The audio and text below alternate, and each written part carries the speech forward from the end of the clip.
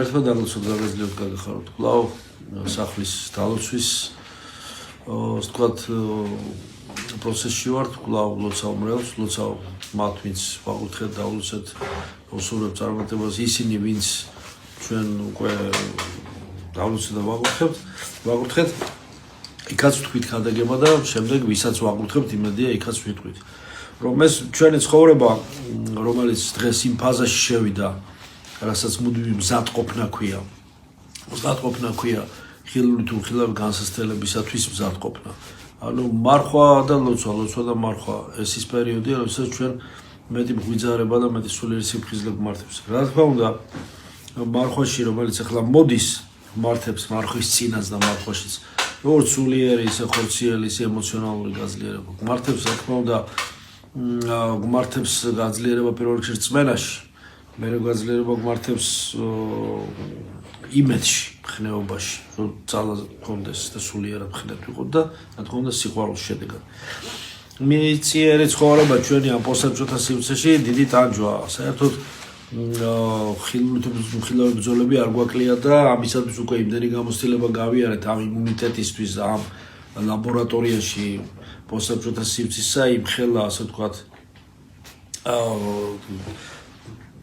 დისცილირება გაიარა ჩვენმა გამოცდილებამ, რომ უკვე არაფერი აღარ გვიყვეს. უბრალოდ ერთადერთი ისაა, რომ ძალიან ფხიზლად უნდა ვიყოთ და ფრთხილად უნდა ვიყოთ. რეალურად საერთოდ არ ეკლა იცის შესაბამისად, რასაც თესავ, იმას მოიმკი, ხო, მას ვიცით, მაგრამ ამავე დროს ეს რეალობა გვირეკლავს ჩვენი პოსტსაბჭოთა სივრცის რეალობა გვირეკლავს იმას, თითქოს სარკესავით არის. უარყოფის როგორც კი თესავ, მომენტალურად უარყოფით ზიღებთან გაათმაგებული სახით.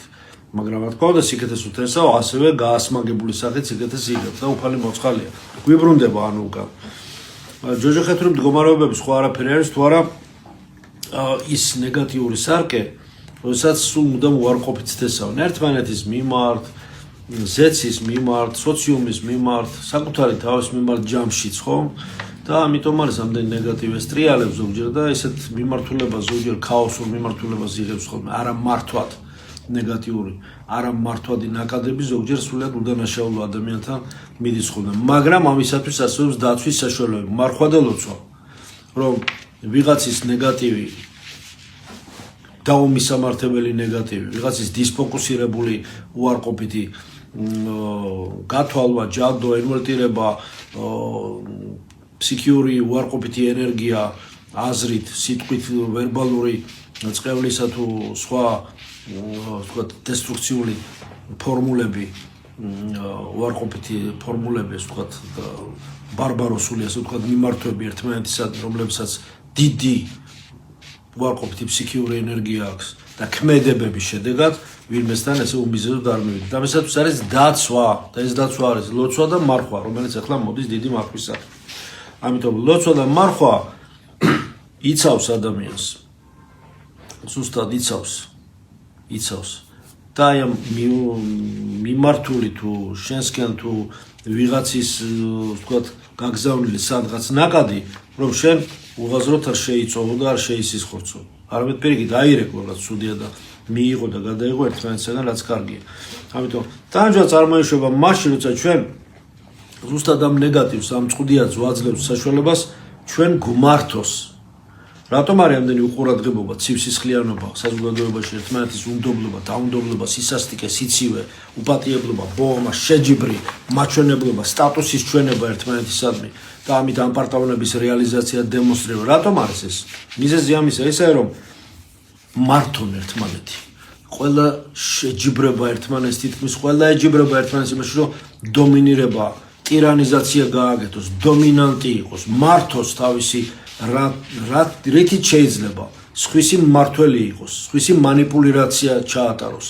და სხვათა შორის არა მარტო ეს მარტო ზოგჯერ მორწმუნე მრევლშიც არის ეს სამწუხაროდ, ეს სივსისხლიანობა, უნდობლობა, დაუნდობლობა სამწუხაროდ და გამოსწორებას უსურვებ. რომ უნდა ითქვას ეს, რომ უყურადღებობა, სივსისხლიანობა, ორპირობა, უმადურობა ეს არის საშუალება იმისა მანიპულაციის ბოროტი მექანიზმებით ამ ინსტრუმენტების გამოყენება. ეს ძალიან ცუდია. თუ კი მით უმეტეს ქრისტიანი ამას აკეთებს. Ну შეიძლება შეუგნებლადაც, შეიძლება შეგნებულადაც, მაგრამ თუ აკეთებს ამას, ეს უნდა მოინანიოს.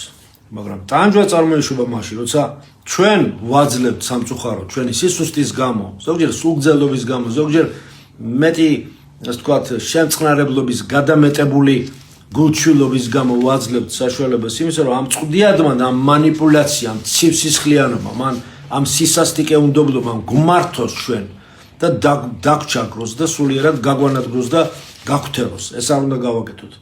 იმიტომ რომ იმ შემთხვევაში, როცა ჩვენ ამ დედამიწის ტრამპლინზე, ამ გარბენის ბილიკზე, ამ ფართზე ზრდის ფართია, დედამიწა არის ჩვენი პოტენციალური ზრდის ფართი, სადაც უნდა გავიზარდოთ. და არა ნეგატივი მივიღოთ და ტანჯვა მივიღოთ და მხოლოდ უარყოფითი ვაგროვოთ, ნუ იქნება ესე, ხომ? არამედ ნეტარება 9 ნეტარება გავიხსენოთ. აი ამ 9 ნეტარების შესისხორცება არის ჩვენთვის აუცილებელი და მისი გაცნობიერება, აზრით, სიტყვით თუ საქმით.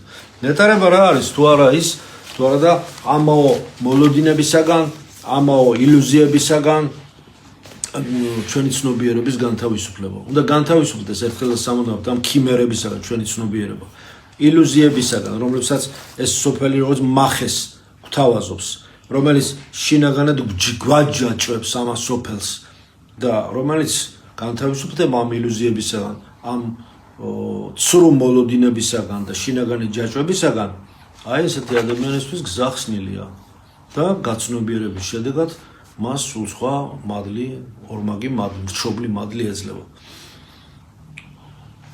Materialul ფასეულობის სხვა არაფერი არის, თუ არა დროებითი შედგენილი და მომავალში დაშლადი მატერია. ყველაფერი რაც შედგენილია, შემდეგ იშლება. ყველაფერი რაც დროებითია, თავის დასასრულს პოვებს. მატერიალურ ფასეულებებზე ჩაბღაუჭება და მათზე ძალაუფლების მცდელობა და სურვილი, ეს არის დიდი ხაფანგი, მახე ამასოფლისა.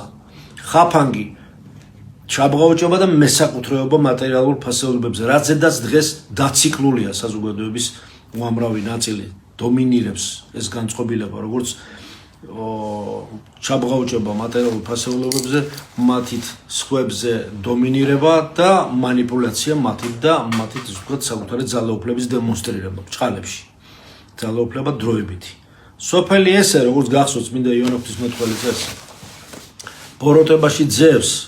ბოროტებაში ძევს, ანუ ბოროტებაში ძევს ისე კი რომ მარტო ბოროტება უბრალოდ სოფელში არსებობს და მორჩა. ძევს ამაში, ჩაძირულია ამაში, ამ ბოროტებაში. ჩაძირულია ეს სოფელი. მასზე არის ამ ამას სოფლის ბოროტის ძალაუფლება განხორციელებული. ეს ონტოლოგიური მტკიცებულებაა.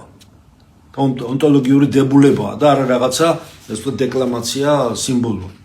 ამიტომ ჩვენ გვმართებს ზუსტად მას, ანუ ქრისტეს, ვისაც შეუძლია ამ ძალაუფლებიდან, ამ დომინირებიდან, ამ ბოროტების, ასე ვთქვათ, უფსკრულიდან ამოგვიყვანოს, მას ვევედროთ, რათა თქვენ აგებული ხართ ამას სოფლიდან, რათა აგვიგოს ამას სოფლიდან და ამას სოფელში მყოფები დაგვიცვას და გაგვაძლიეროს. მეეთი ლოცვა გვმართებს, ამიტომ მარხვა. რომ მოდის მარხვა მარტო მენიუს დაცვა ხო არ არის რაღაც საკვებისგან, ეს არის დიდი სულიერი ნებაყოფლობითი თვითშეზღუდვა და დისკომფორტი სულიერი.